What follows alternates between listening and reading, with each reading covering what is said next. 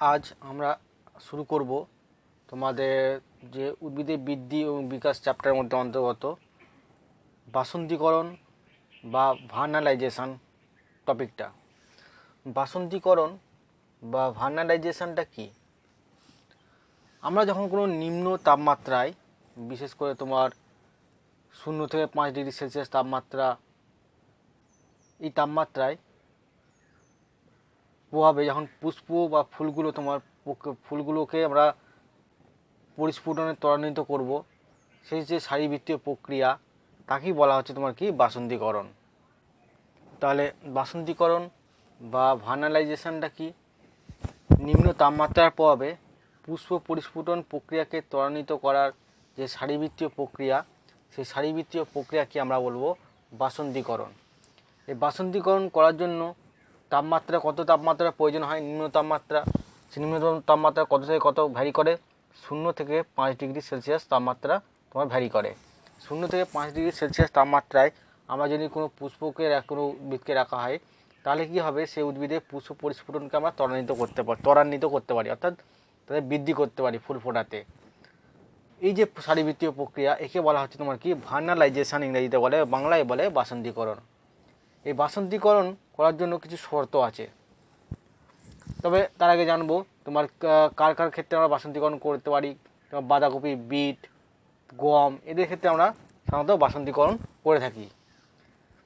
এবার আমরা জানবো বাসন্তীকরণের শর্তসমূহ।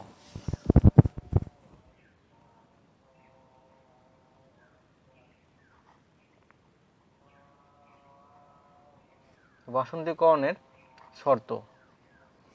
এই বাসন্তীকরণের কী কী শর্ত? এই বাসন্তীকরণের শর্ত হচ্ছে, প্রথম হচ্ছে কি তাপমাত্রা।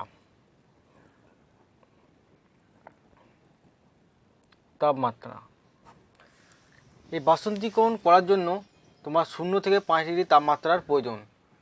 যদি তোমার এই তাপমাত্রা কম বা বেশি হয়, সেক্ষেত্রে কী হচ্ছে, তোমার এই বাসন্তীকরণ প্রক্রিয়াটা ঘটবে না। তাহলে বাসন্তীকরণ করার জন্য 0 ডিগ্রি সেলসিয়াস তাপমাত্রা থেকে 5 ডিগ্রি সেলসিয়াস তাপমাত্রার প্রয়োজন। এই তাপমাত্রার কম বা বেশি হলে তোমার বাসন্তীকরণ প্রক্রিয়া তোমার ঘটবে না।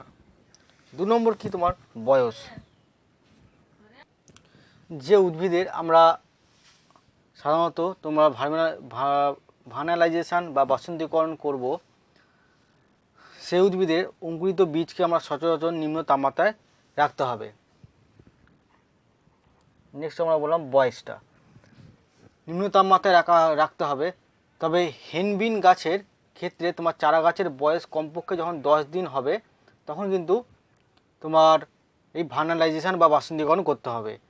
এই 10 দিন এর বেশি হলে তখন কিন্তু তোমার আর এই ভার্নালাইজেশন বা বাসন্তীকরণ প্রক্রিয়াটা আর ঘটবে না। তাহলে তোমার হেনবেন, হয়কা দন্তন্য, বয়সী দন্তন্য, হেনবিন বলে একটা গাছ আছে, সেই গাছের ক্ষেত্রে আমরা যদি ভার্নালাইজেশন বা বাসন্তীকরণ করি, তাহলে গাছের বয়স তোমার কমপক্ষে 10 দিন হতে হবে। 10 দিন হতে হবে। এবার আমরা জানবো অক্সিজেন। অন্য একটা শর্ত হচ্ছে তোমার কি অক্সিজেন। প্রথম তাপমাত্রা, দ্বিতীয়টা বয়স, তৃতীয় নম্বর হচ্ছে তোমার কি অক্সিজেন। এই বাসন্তীকরণ করার জন্য তোমার ওই প্রক্রিয়ায় কী হচ্ছে, বিপাকজাত শক্তির প্রয়োজন হয়।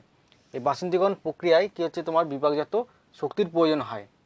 আমরা জানি তোমার বিপাক কার্য সম্পন্ন করার জন্য অক্সিজেন থাকতে হবে, বা অক্সিজেন উপস্থিতি একবারে একান্ত প্রয়োজন। যদি অক্সিজেন না হয়, সেক্ষেত্রে তোমার বিপাক কার্য সম্পন্ন হয় না। তাই এই বাসন্তীকরণ প্রক্রিয়ার জন্য অক্সিজেন প্রয়োজন। নেক্সট কি, তোমার জল। তোমার জলের অনুপস্থিতিতে বা শুষ্ক বীজে তোমার বাসন্তীকরণ সম্ভব নয়। সাধারণভাবে সিক্ত বীজে অন্তত 50% বা 50% জল থাকা অবশ্যই প্রয়োজন। বীজের মধ্যে তোমার 50% বা 50% জল থাকা প্রয়োজন। তারপর কি শর্করা।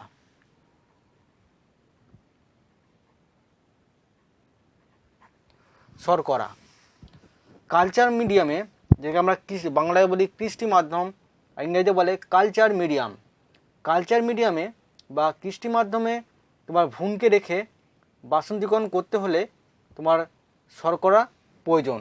যদি শর্করা না হয় সেক্ষেত্রে কী হচ্ছে, তোমার এই বাসন্তীকরণ প্রক্রিয়াটা কী হচ্ছে, ব্যাঘাত ঘটবে বা বাসন্তীকরণ প্রক্রিয়াটা সম্পন্ন হবে না।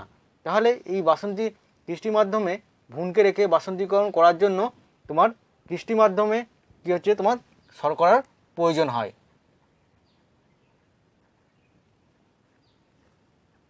নেক্সট হচ্ছে তোমার আলো।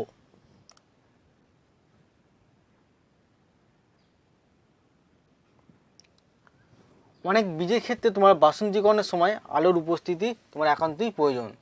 তাহলে আমরা দেখলাম বাসন্তীকরণ করার জন্য কী কী শর্ত। প্রথমত হলো তাপমাত্রা, তারপর বয়স, তারপর অক্সিজেন, জল, শর্করা এবং আলো। এইগুলো হচ্ছে প্রধানত কি তোমার বাসন্তী করার জন্য তোমার প্রয়োজনীয় শর্ত। এবার একটা টার্ম আছে যে তোমার নিবাসন্তীকরণ। কি নিবাসন্তীকরণ মানে বাসন্তীকরণের বিপরীত নিবাসন্তীকরণ। বাসন্তীকরণ করার পর বীজ বা চারাকে যদি আমরা উচ্চ তাপমাত্রায়, বিশেষ করে 35 ডিগ্রি সেলসিয়াস তাপমাত্রা তার বেশি অথবা অক্সিজেনবিহীন পরিবেশে বীজগুলোকে বা উদ্ভিদগুলোকে রাখা হয়, তাহলে এই বাসন্তীকরণের প্রভাবটা নষ্ট হয়ে যায়। এই ঘটনাকে বলা হচ্ছে নিবাসন্তীকরণ।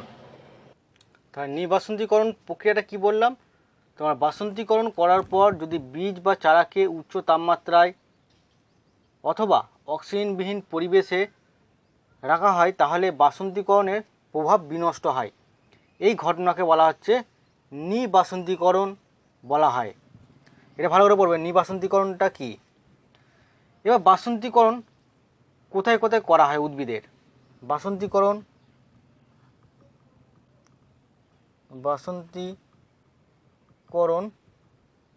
এর স্থান, উদ্ভিদের কোন কোন স্থানে বাসন্তীকরণ করা হয়। তোমার নিম্ন তাপমাত্রায় বা উদ্দীপনার সচরাচর উদ্ভিদের ভ্রূণাক্ষ, মূল,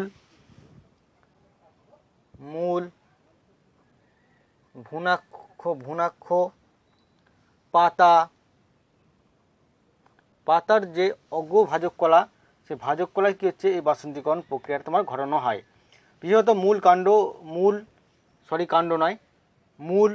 ভ্রূণাক্ষ এবং পাতার যে অগ্রভাজক কলার দ্বারা গৃহীত হয় এই যে তোমার এই বাসন্তীকরণ প্রক্রিয়াটা। তা যদি বলে কোন অঙ্গ, বলে মূল, পাতা, ভ্রূণাক্ষ, এই অঙ্গগুলো কী হচ্ছে তোমার বাসন্তীকরণ করার জন্য উদ্ভিদের ব্যবহৃত হয়। এবার আমরা জানবো যে বাসন্তীকরণের পদ্ধতি, ফেজ।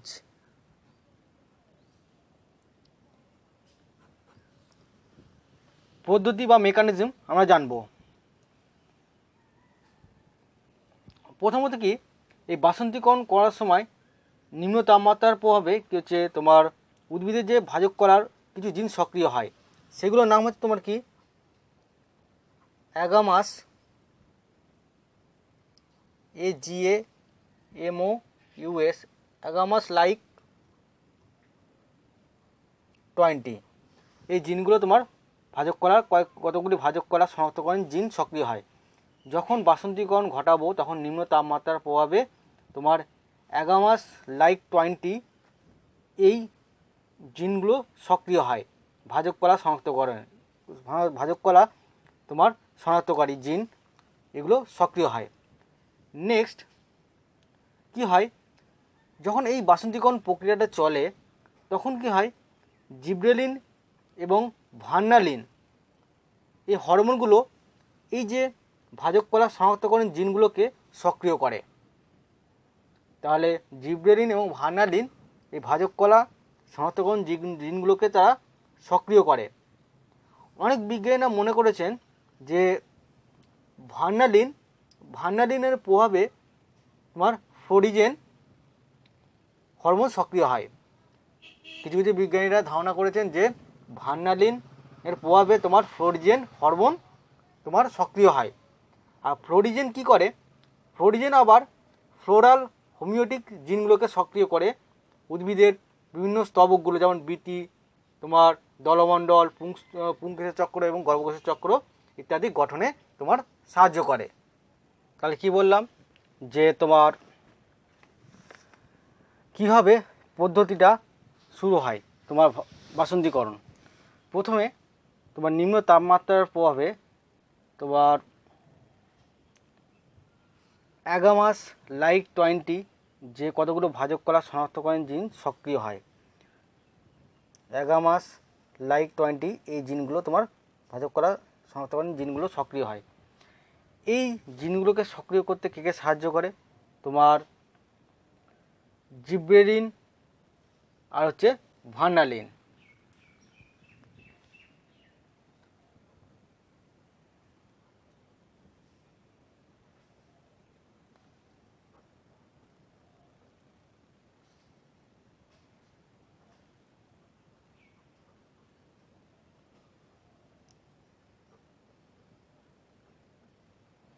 জিব্রেলিন এবং ভার্নালিন কি হচ্ছে এই জিনগুলোকে তোমার সক্রিয় করতে একটা ভূমিকা পালন করে, সক্রিয় করে। এবার এই জিনগুলো যখন সক্রিয় হয় অ্যাগামাস লাইক 20, তখন কি হচ্ছে এগুলো তোমার মুকুল সৃষ্টিতে তোমার সাহায্য করছে। এগুলো তোমার উদ্ভিদের যে মুকুল সৃষ্টিতে সাহায্য করছে। কিছু বিজ্ঞানী বলেছেন, অনেকে মনে করেছেন যে এই ভার্নালিনের প্রভাবে তোমার এই ফ্লোরিজিনটা সক্রিয় হয়। অনেক বিজ্ঞানীরা বলেছেন এই ভার্নালিনের প্রভাবে ফ্লোরিজিন সক্রিয় হচ্ছে। আর ফ্লোরিজিন তোমার সক্রিয় হলে কাকে সক্রিয় করছে? ফ্লোরাল হোমিওটিক জিন, ফয়লয়কা রয়াকাল্ল ফ্লোরাল হোমিওটিক জিন সক্রিয় হচ্ছে। আর এই ফ্লোরাল হোমিওটিক জিন সক্রিয় হলে কী হচ্ছে তোমার উদ্ভিদের বীতি, দলমণ্ডল, পুংস্তবক এবং স্ত্রীস্তবক তোমার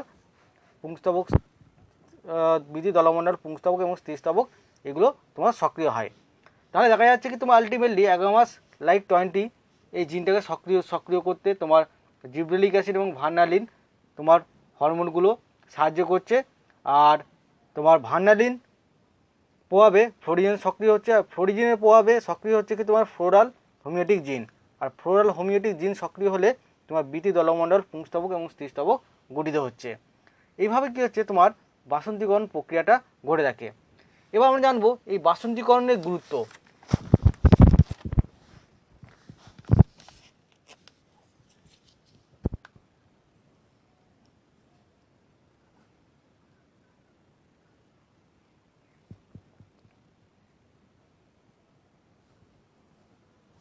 বাসন্তীকরণের গুরুত্ব কী?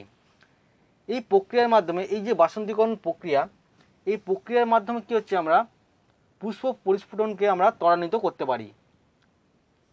বাসন্তীকরণ প্রক্রিয়ার মাধ্যমে আমরা পুষ্প পরিস্ফুটনকে আমরা ত্বরান্বিত করতে পারি।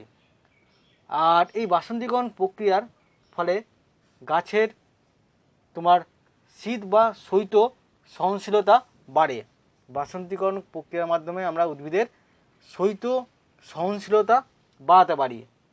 অনেক ক্ষেত্রে এই পদ্ধতির ফলে উৎপন্ন গাছগুলো কী হচ্ছে তোমার ছত্রাক প্রতিরোধী হয়। এই বাসন্তীকরণের ফলে উৎপন্ন উদ্ভিদগুলো কী হচ্ছে তোমার ছত্রাক প্রতিরোধী হয়। আর কি উদ্ভিদ সংকরণের কাজ দ্রুত সম্পন্ন করা যায় এই বাসন্তীকরণ প্রক্রিয়ার মধ্যে দিয়ে। এবার আমাদের নেক্সট টপিক হচ্ছে তোমার আলোক পর্যায়বৃত্তি।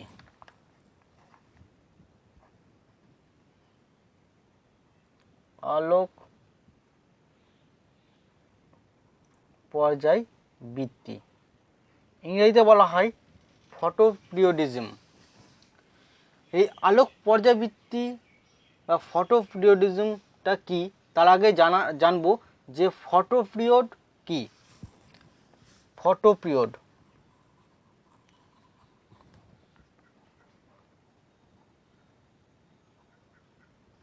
এগুলো শর্ট কোশ্চেনে 1 নম্বরে আসে, ভালো করে করবে।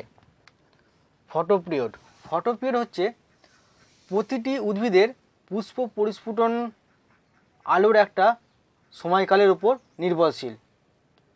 আর পুষ্প পরিস্ফুটন নিয়ন্ত্রণকারীর এই আলোর সময়কালকে তোমার ফটোপিরিয়ড বা আলোককাল বলা হয়। ফটোপিরিয়ড বা আলোককাল বলা হয়।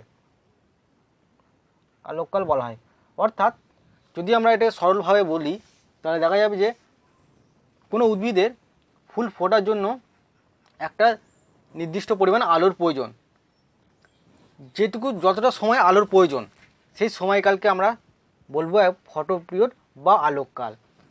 যেমন কোনো উদ্ভিদের তোমার পুষ্প পরিস্ফুটনের জন্য ফুল ফোটার জন্য 10 ঘন্টা তোমার আলো প্রয়োজন হয়, তাহলে সেটা হচ্ছে তার ফটো পিরিয়ড বা আলোককাল।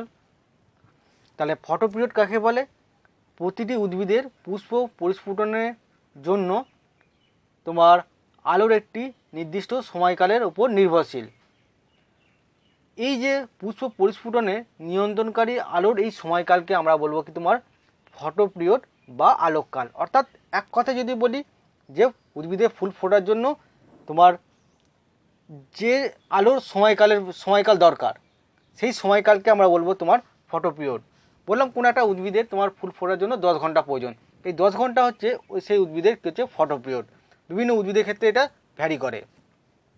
এবার আমরা আসবো যে আলোক পর্যায়বৃত্তি বা ফটো পিরিয়ডিজম কি। আলোক পর্যায়বৃত্তি ইংরেজিতে বলে ফটো পিরিয়ডিজম কি?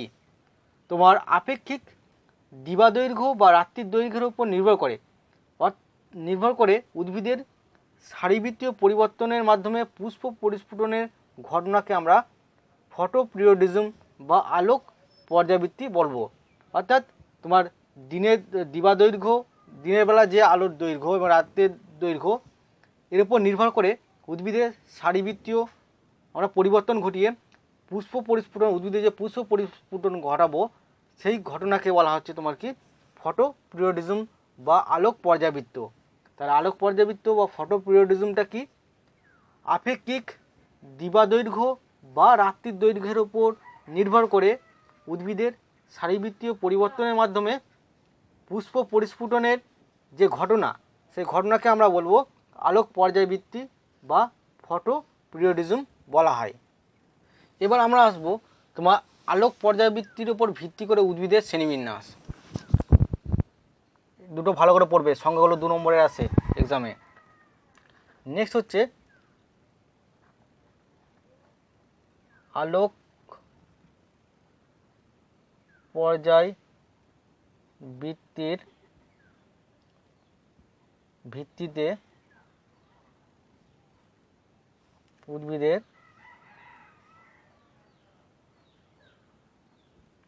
শ্রেণীবিভাগ।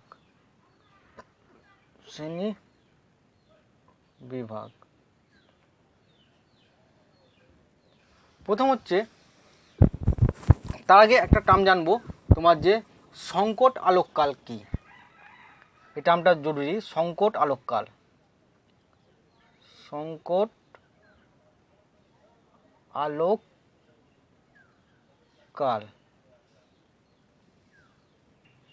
সংকট আলোককাল কাকে বলে?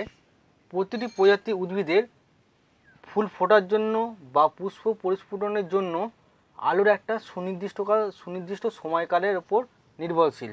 আলোর একটা সুনির্দিষ্ট সময়কালের প্রয়োজন, তাকে বলা হচ্ছে তোমার কি সংকট আলোককাল। তাহলে সংকট আলোককাল কাকে বলে? কোনো প্রজাতি উদ্ভিদের পুষ্প পরিস্ফুটনের জন্য সুনির্দিষ্ট একটা সময়কালের উপর নির্ভরশীল, সেই সময়কালকে বলা হচ্ছে তোমার কি সংকট সময়কাল। ঠিক আছে?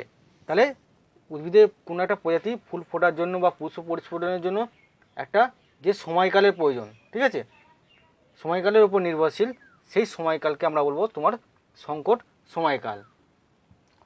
এবার আমরা আলোক পর্যাবৃত্তির ভিত্তিতে উদ্ভিদের শ্রেণীবিন্যাস জানবো। প্রথম হচ্ছে তোমার কি হাস্যদিবা উদ্ভিদ।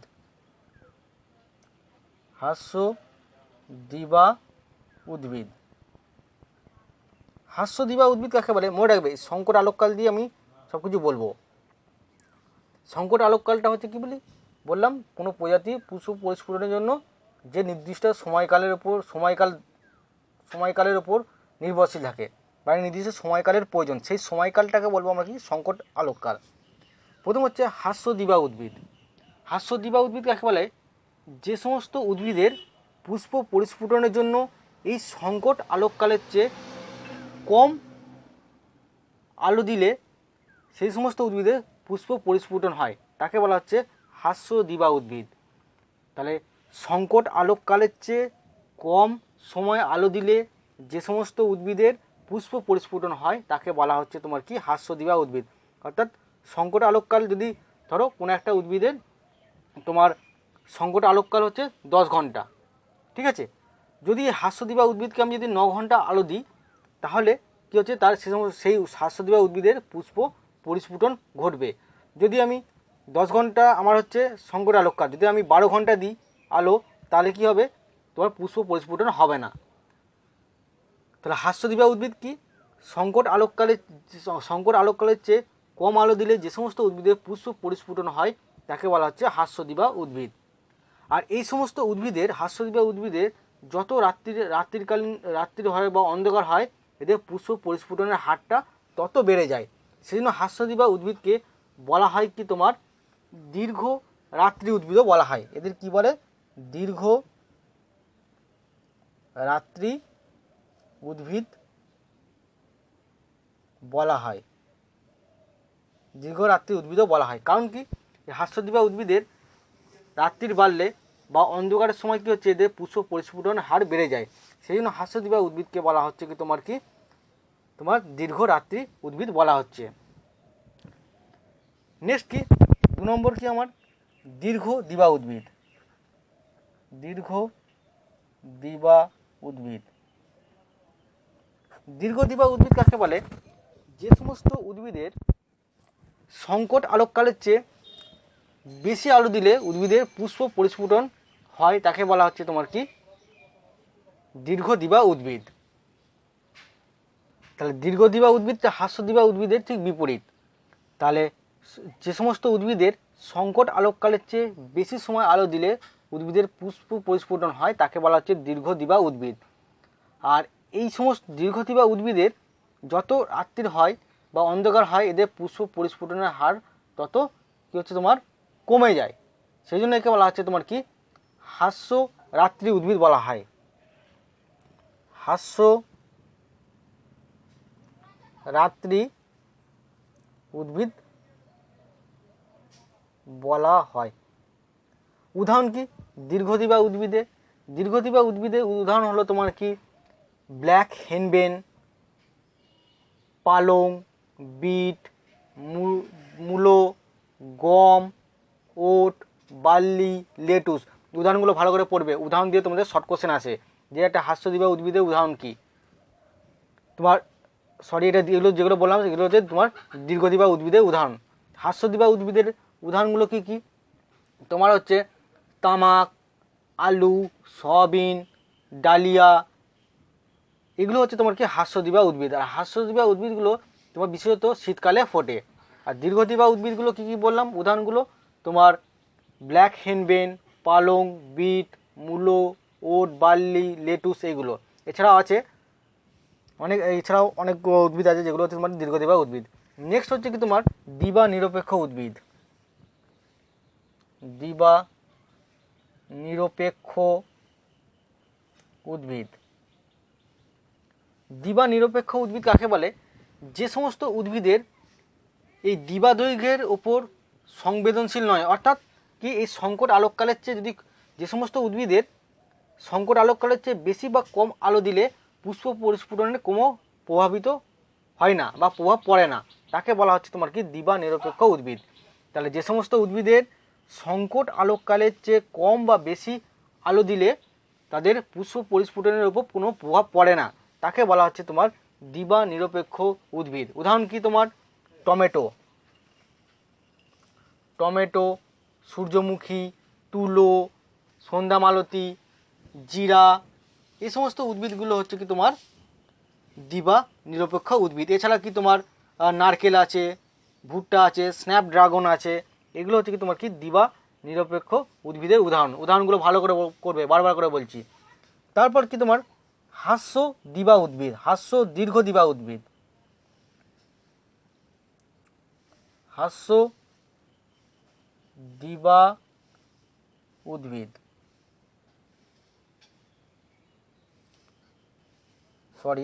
ভুল হলো।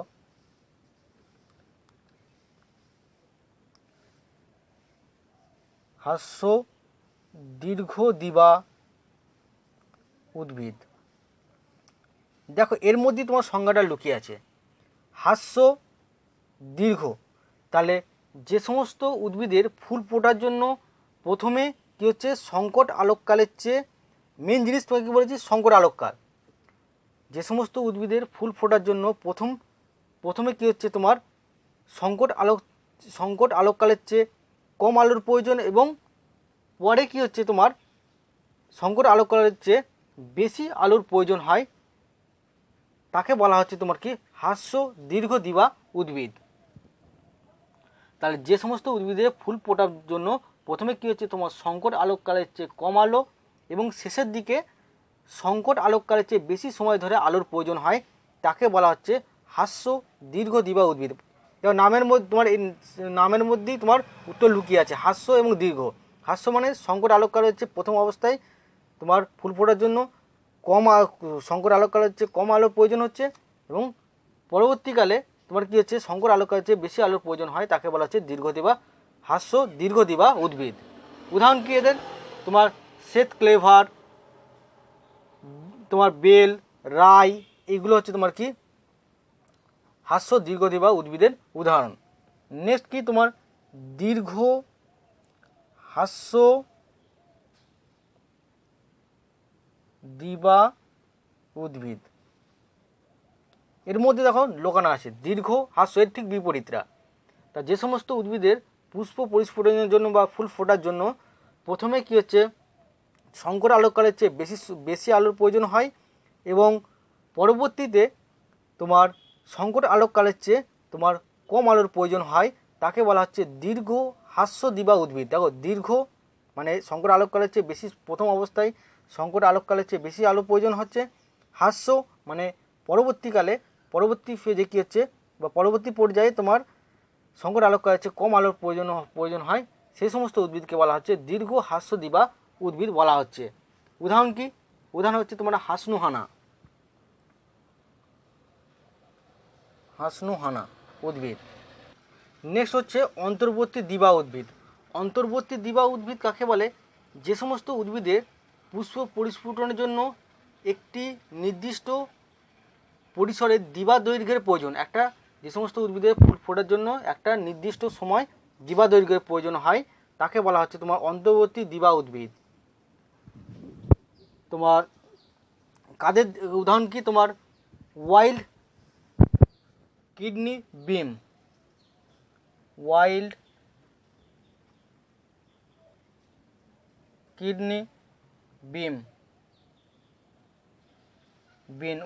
কিডনি বিন এর ক্ষেত্রে তোমার অন্তর্বর্তী, এটা হলো কি তোমার অন্তর্বর্তী দিবা উদ্ভিদের উদাহরণ। তা যে সমস্ত উদ্ভিদের পুষ্প পরিস্ফুটনের জন্য একটি নির্দিষ্ট পরিসরে দিবা দৈর্ঘ্যের প্রয়োজন হয়, তাকে বলা হচ্ছে অন্তর্বর্তী দিবা উদ্ভিদ। নেক্সট কি তোমার অ্যাম্ফিপিরিয়ডিক উদ্ভিদ কাকে বলে, এক্ষেত্রে একটি অন্তর্বর্তী দিবা দৈর্ঘ্যের বেশি বা কম আলো পেলেই উদ্ভিদের পুষ্প পরিস্ফুটন ঘটে। তাহলে যে সমস্ত উদ্ভিদের অন্তর্বর্তী দিবা দৈর্ঘ্যের চেয়ে বেশি বা কম আলো পেলে পুষ্প পরিস্ফুটন হয়, তাকে বলা হচ্ছে তোমার অ্যাম্ফিপিরিয়ডিক উদ্ভিদ। যেমন হচ্ছে টারউইডস,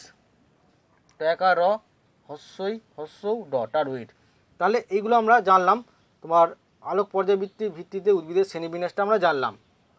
তোমাদের আলোক পর্যাবৃত্তির প্রধান যে বৈশিষ্ট্য, এগুলো তোমরা একটু দেখে নেবে বই থেকে, ঠিক আছে। এবার আর তোমরা হাস্য দিবা উদ্ভিদ এবং দীর্ঘ দিবা উদ্ভিদের মধ্যে পার্থক্যটা ভালো করে করবে, এটা এক্সামে দেয়। হাস্য দিবা উদ্ভিদ এবং দীর্ঘ দিবা উদ্ভিদের মধ্যে পার্থক্যটা ভালো করে করবে, আর আলোক পর্যাবৃত্ত এবং বাসন্তীকরণের যে পার্থক্য আছে এটা ভালো করে করবে, আর আলোক পর্যাবৃত্তির গুরুত্বটা একটু দেখে নেবে। নেক্সট আমাদের টপিক হচ্ছে তোমার কি, ফ্লোরিজেন।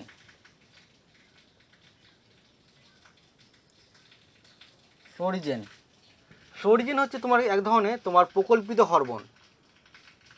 এই হরমোন তোমার কি কাজ করে, সাধারণত তোমার কি উদ্ভিদের ফুল ফোটাতে তোমার সাহায্য করে। এর বৈশিষ্ট্য কি, যদি কোনো একটা উদ্ভিদের আমরা একটা পাতাকে আমরা যদি আলোক পর্যাবৃত্তি করি, তাহলে সেখান থেকে কী হচ্ছে তোমার ফ্লোরিজেন সংশ্লেষ ঘটে, আর সমস্ত উদ্ভিদের ফুল ফোটাতে সাহায্য করে। আর ফ্লোরিজেন সাধারণত পাতায় উৎপন্ন হয়ে তোমার ফ্লেম কলার মধ্যে দিয়ে বাহিত হয়, বাহিত হয়ে উদ্ভিদের ফুল ফোটাতে বা পুষ্প পরিস্ফুটনে সাহায্য করে ফ্লোরিজেন। আর ফ্লোরিজেন একটা তোমার প্রকল্পিত হরমোন বললাম। আর ফ্লোরিজেনটা হচ্ছে কি তোমার স্যালিসাইলিক অ্যাসিড ও অ্যাসিটাইল স্যালিসাইলিক অ্যাসিডের একটা মিশ্রণ। মনে রাখবে ফ্লোরিজেনটা কি, ফ্লোরিজেন হলো তোমার স্যালিসাইলিক অ্যাসিড এবং অ্যাসিটাইল স্যালিসাইলিক অ্যাসিডের তোমার মিশ্রণ। আর ফ্লোরিজেন এই যে প্রকল্পিত হরমোনটা, এটা এর কোনো প্রজাতি নির্দিষ্টতা নেই, অর্থাৎ যে প্রজাতিতে উৎপন্ন হয় সেই প্রজাতির উপর কার্য করে এমনটা নয়। কোনো একটা প্রজাতি থেকে ফ্লোরিজেন উৎপন্ন হয়ে অন্য প্রজাতি উদ্ভিদের কিছু ফুল ফোটাতে তোমার সাহায্য করে, সেই জন্য ফ্লোরিজেন প্রজাতি সুনির্দিষ্টতা নেই। আর ফ্লোরিজেন সাধারণত কি আম্লিক যৌগ, তোমার এই যৌগটার নাম হচ্ছে তোমার ফ্লোরিজেনিক অ্যাসিড বলা হয়। ফ্লোরিজেন একটা আম্লিক যৌগ, যে যৌগটার নাম হচ্ছে তোমার কি ফ্লোরিজেনিক অ্যাসিড। ঠিক আছে, তাহলে ফ্লোরিজেন আমরা বৈশিষ্ট্যগুলো জানলাম, এই ফ্লোরিজেনের বৈশিষ্ট্যগুলো জেনে রাখবে। আর ফ্লোরিজেন কার মিশ্রণ এটা একটু তোমরা জানবে। আর ফ্লোরিজেনের প্রধান কাজ হচ্ছে তোমার ফুল ফোটাতে, তোমার বিশেষ করে ফুল ফোটাতে তোমার সাহায্য করে। এটা একটা তোমার প্রকল্পিত হরমোন। কেন এর প্রকল্পিত হরমোন? এই হরমোনে তোমার শারীরবৃত্তীয় ক্রিয়া বা রাসায়নিক গঠন এখনও সুস্পষ্টভাবে জানা যায়নি, সেই জন্য ফ্লোরিজেন একটা প্রকল্পিত হরমোন। তাহলে আমাদের যে চ্যাপ্টার পড়ছিলাম উদ্ভিদের বৃদ্ধি এবং বিকাশ, সেই চ্যাপ্টারটা তোমার কমপ্লিট হলো।